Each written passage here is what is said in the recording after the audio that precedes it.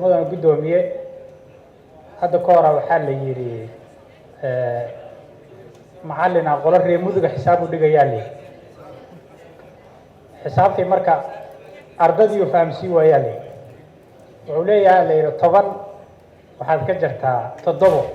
meeqa ayaa harays xisaabtii marka keeni waayeen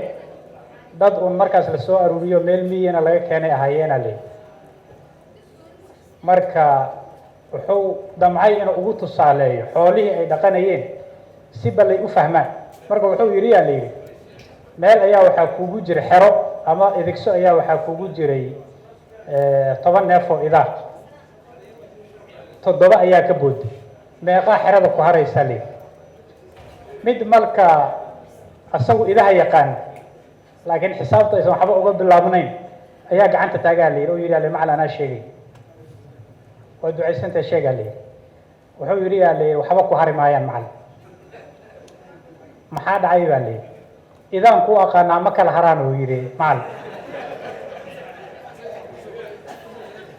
asagu aqligiisa iyo idaha daba in aragtaan oo malayna hadda marka wadada la socdo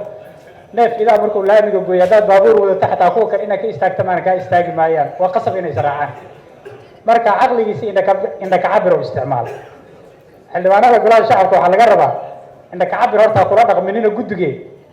meeshaan waxa qoran waxay tahay xisaab xirka sanadkii la isticmaalay ku talagalkiisa inta wax iyo wax la isticmaalay iyo khaladku meeshu ka jiro khalalku uu ka yimid intaba horta waa la idin sheegay buug inta ku laabateen akhriya sidii wiilkii yaraa reer muduga ahna dheenana xerada waxba ku hari maayaan wixii dhan waa la wada qaatay wax qaldan qaladkeedu meesha uu jiro gudigu waa sheegay oo qalad kaana dhacay meeshaas oo ka dhacaya lii marka gudigaanu shaqay soo galiyeen